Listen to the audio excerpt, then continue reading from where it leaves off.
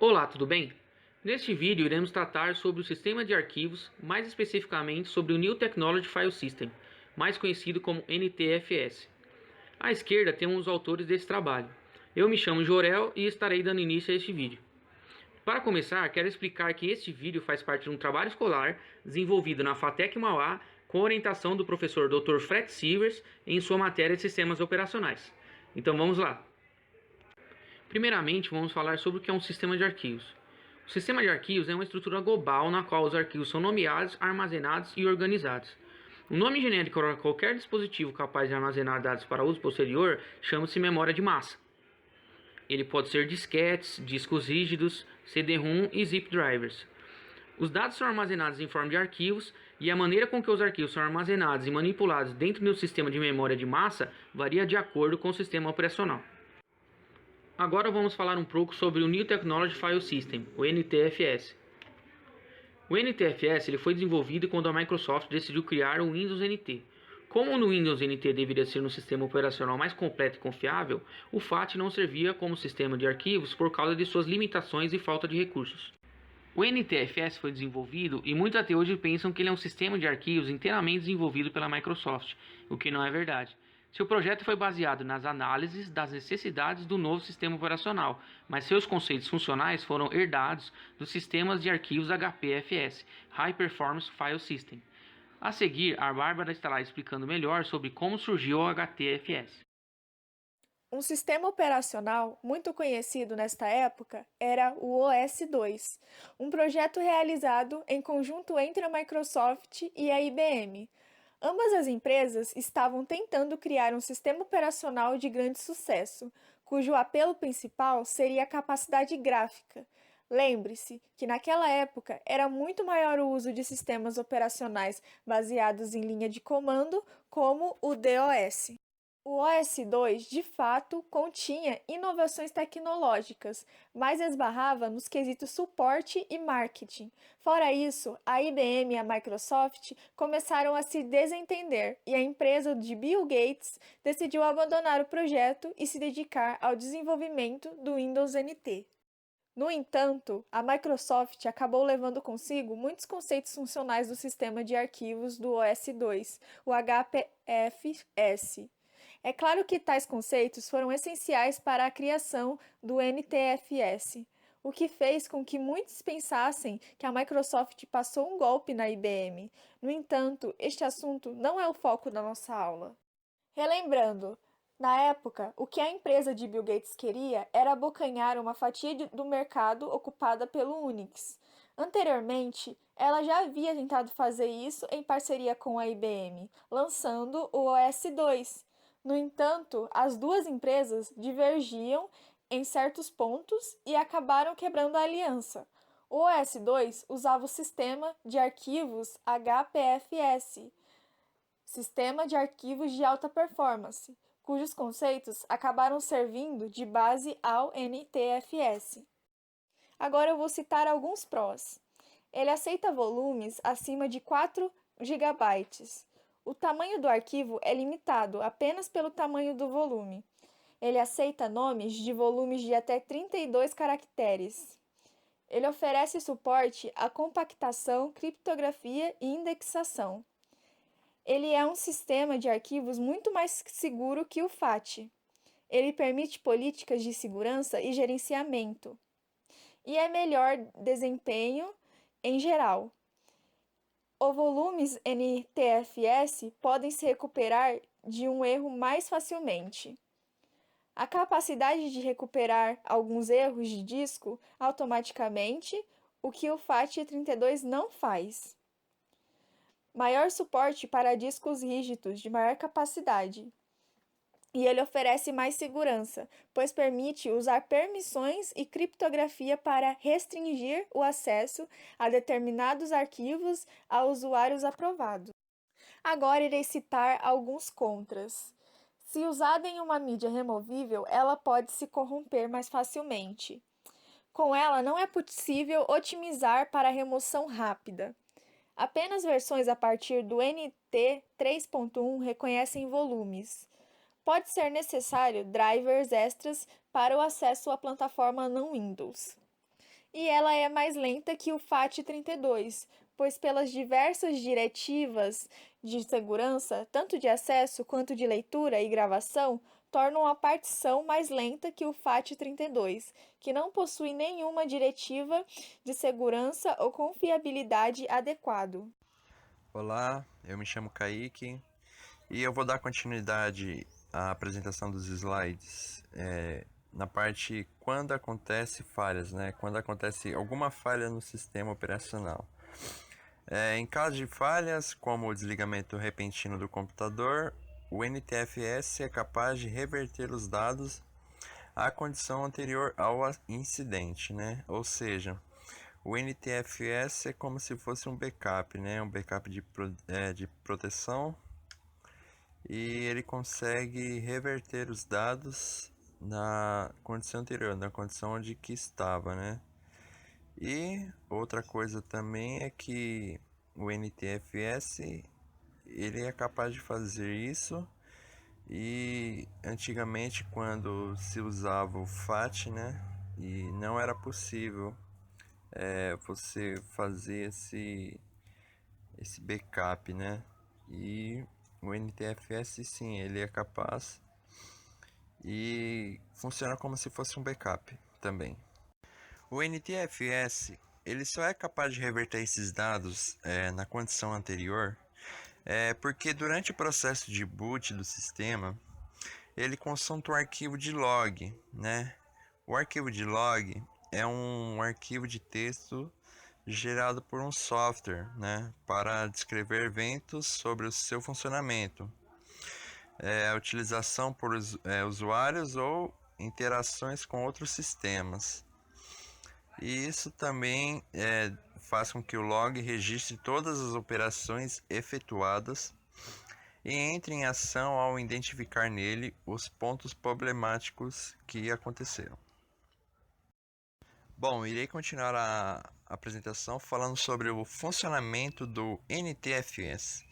Conforme as características herdadas do HPFS, o HPFS é um sistema de arquivos utilizados pelo OS2 da IBM, com recursos que se aproximam muito dos permitidos pelo NTFS, como o nome de arquivos com até 255 caracteres, incluindo espaços, partições de até 512 GB e de unidades de alocação de 512 bytes.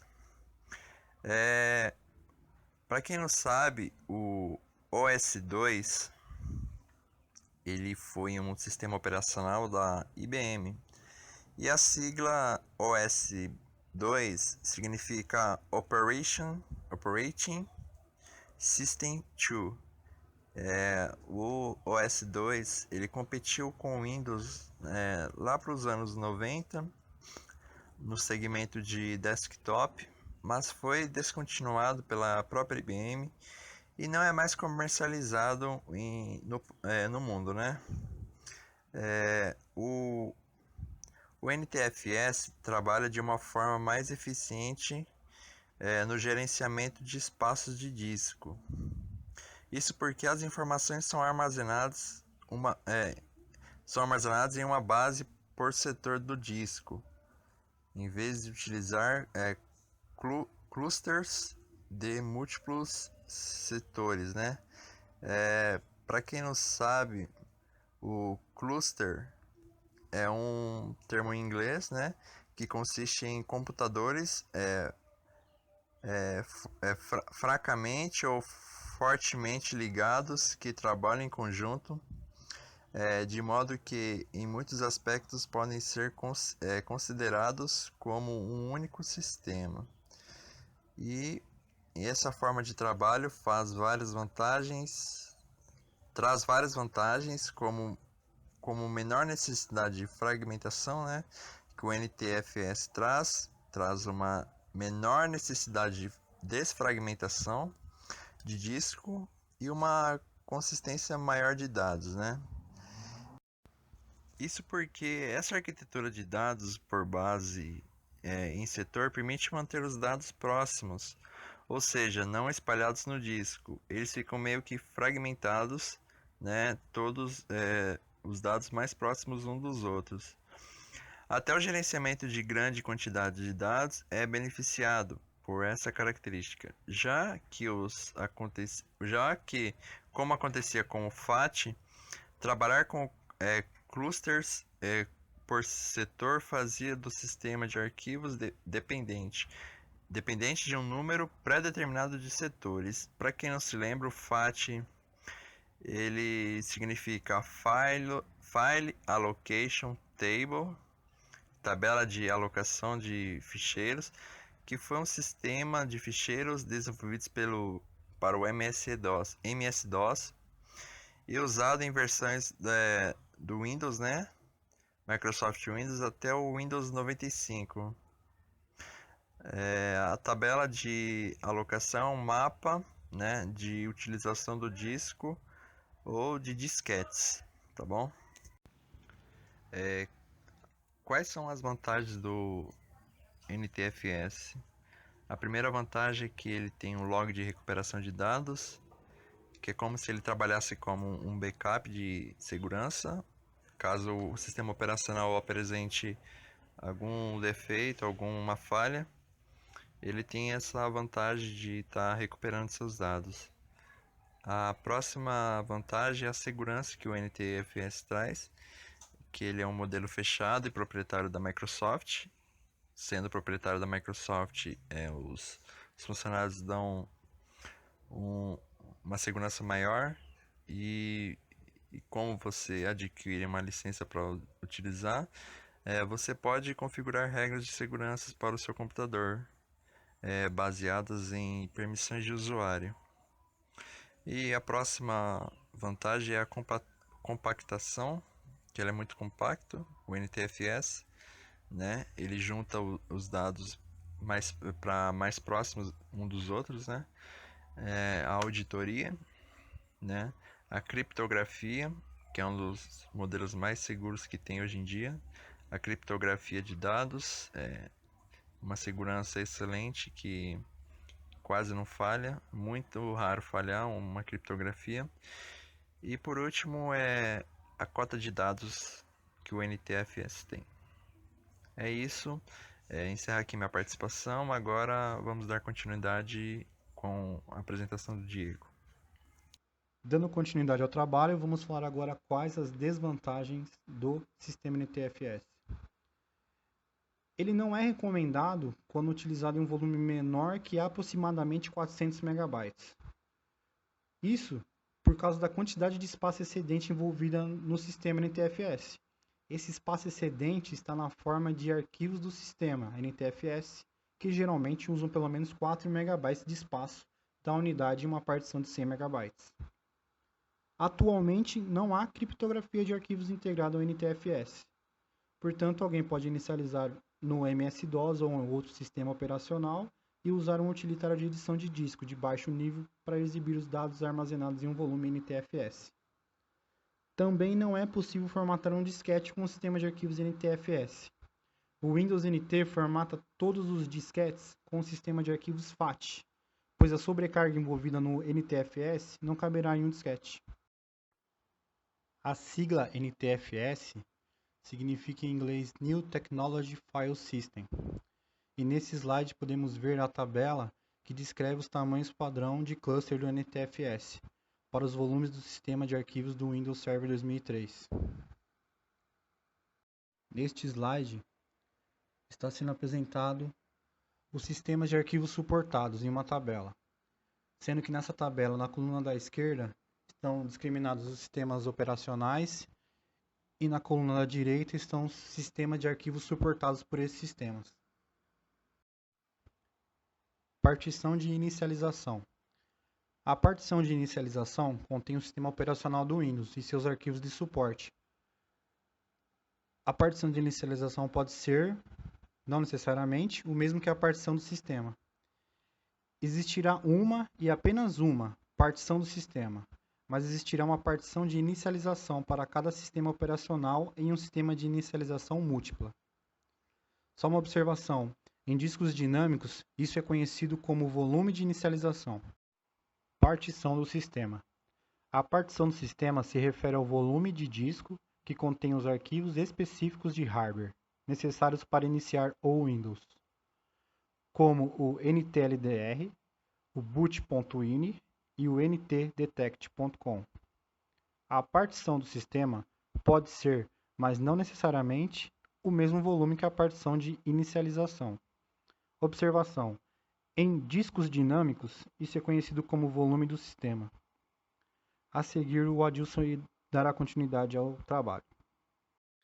Bom, eu sou o Adilson e vou agora falar sobre a parte de organização de disco.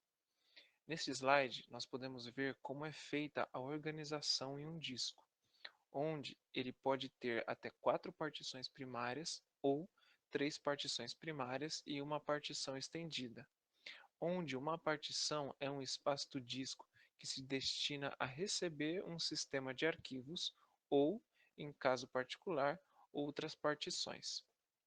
Em sistemas DOS e Windows, cada partição recebe uma letra de unidade, como C, D e etc. Uma partição estendida é um tipo especial de partição primária que não pode conter um sistema de arquivos. Ao invés disso, ela contém partições lógicas.